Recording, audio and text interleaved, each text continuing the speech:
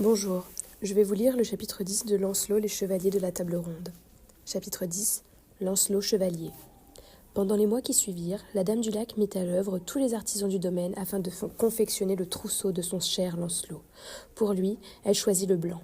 Selle, baudrier, aume, bliot, destrier, tout était couleur de neige. Pour ceux qui le verraient arriver en Bretagne, Lancelot serait le chevalier aux blanches armes. Le printemps venu, on se mit en route. Viviane, 2 valets et un écuyer accompagnaient le futur chevalier.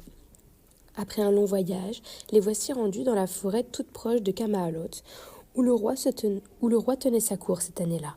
Tout à coup, ils entendirent les aboiements d'une meute, le sourd grondement d'une troupe arrivant à cheval, et virent bientôt des cavaliers au détour du chemin. Viviane aussitôt s'élança vers eux. « Sire, dit-elle en s'adressant à celui qui les devançait tous, je viens vous demander une faveur. » « Belle dame, je ne vous connais point, mais si cela n'est pas contraire à mon honneur, je vous l'accorde sans réticence. On me nomme la Dame du Lac. Je viens de loin afin que vous armiez chevalier dès qu'il vous le demandera, le jeune homme qui est à mes côtés. De haut lignage, preux et valeureux, il vous servira avec fidélité. » Courtoisement, le roi acquiesça à sa demande. Il l'adouberait à Pâques avec les fils de ses vassaux. En attendant, il logerait chez messire Yvain qui lui servirait de maître afin de parfaire son éducation. À Pâques, songeait en lui-même Lancelot, jamais je n'aurai la patience d'attendre jusque-là. Remerciant le roi, la dame prit à part Lancelot. Je dois vous révéler un secret. Je ne suis pas votre mère, même si je vous ai élevé comme mon fils, avec amour et tendresse. Bientôt, vous apprendrez le nom de votre père dont vous ne rougirez pas. Jusque-là, ne dites rien, que vos seules prouesses témoignent de votre valeur. Puis, l'attirant contre elle et cachant les pleurs de cette séparation, que cette séparation lui arrachait malgré sa volonté, elle le serra longtemps et l'embrassa une dernière fois. Brusquement, elle tourna bride et partit. Lancelot regarda longuement la fière silhouette, le regard brouillé de larmes. Enfin, il rejoignit Yvain qui le mena à son hôtel en ville. À peine arrivé, Lancelot éluda les questions de son hôte et le supplia d'obtenir du roi la promesse d'être adoubé dès le lendemain. Beaux doux amis, le métier des armes requiert du temps. Il tombe l'oisillon qui trop tôt s'élance du nid. Mais tous les bons conseils divins ne servirent à rien devant tant d'entêtement. Il lui fallut aller trouver le roi afin de lui adresser la requête de son protégé.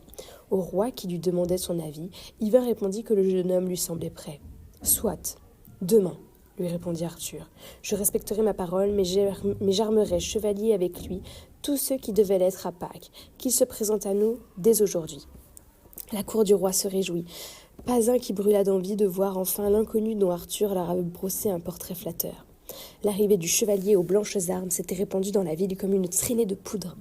À peine Lancelot quitta-t-il son logis qu'aussitôt manants et bourgeois se massèrent dans les rues, admirant sa prestance et son maintien. Nul doute que celui-ci était fils de roi. Et quand on annonça son arrivée au château, dames et damoiseaux se postèrent dans l'embrasure des croisées afin de l'observer à la dérobée. Le voilà parvenu sur le seuil de la grande salle dont le sol est jonché de feuillage. Tous admirent son visage, son corps bien découplé. À la demande du roi qui le prie de s'asseoir, il fait quelques pas puis s'immobilise brusquement. Il vient de voir Guenièvre. Jamais il n'avait vu dame plus belle et son cœur en est chaviré. La reine a tourné vers lui son bon visage et l'interroge maintenant. Quel est son nom ? Il l'ignore. Quel est son pays ? Il ne peut le situer avec certitude. Avec son accent, ne viendrait-il pas de Petite-Bretagne ? Peut-être. La reine ne sait plus quoi dire. Ce garçon aurait-il l'esprit dérangé ? À moins que ce ne soit elle qui le trouble, car il la dévisage avec tant de ferveur qu'elle perd contenance. Interrompt là l'entretien, non sans avoir glissé à l'oreille d'Yvain que ce valet lui semble avoir fort peu d'intelligence et d'éducation.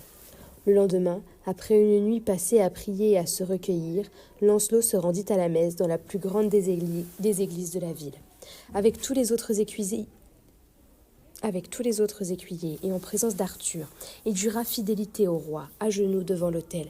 Puis tous regagnèrent le château où devait se dérouler la remise des armes aux nouveaux chevaliers et le festin qui suivrait cette cérémonie. Alors qu'Arthur s'apprêtait à remettre son épée à Lancelot, une belle demoiselle fit irruption dans la salle. Elle alla directement vers le roi et lui dit « Sire, je vous salue, vous et votre cour, au nom de ma maîtresse, la dame de Nohant, votre vassale. Depuis de longs mois, le roi de Northumberland ravage ses terres, assiège ses châteaux, mais elle vient de le convaincre de mettre un terme à ce conflit par un combat singulier. Il opposera l'un des chevaliers de son ennemi à l'un des siens. Elle vous supplie donc de lui envoyer le meilleur de vos hommes, afin d'être sûr d'emporter la victoire. Votre maîtresse peut compter sur mon secours. Sire, ne me refusez pas le premier don que je vais vous réclamer. Laissez-moi partir combattre en votre nom, intervint alors Lancelot. Si vous refusez, je penserai que vous m'estimez bien peu. Le roi, surpris, hésitait. N'était-ce pas folie d'envoyer combattre un chevalier aussi inexpérimenté et si jeune? Mais Gawain murmura à Arthur. Sire, vous venez de l'adouber. N'est-ce pas l'offenser gravement que de refuser maintenant de mettre son courage à l'épreuve? Le roi alors en convint et dit à Lancelot de suivre la demoiselle. Merci,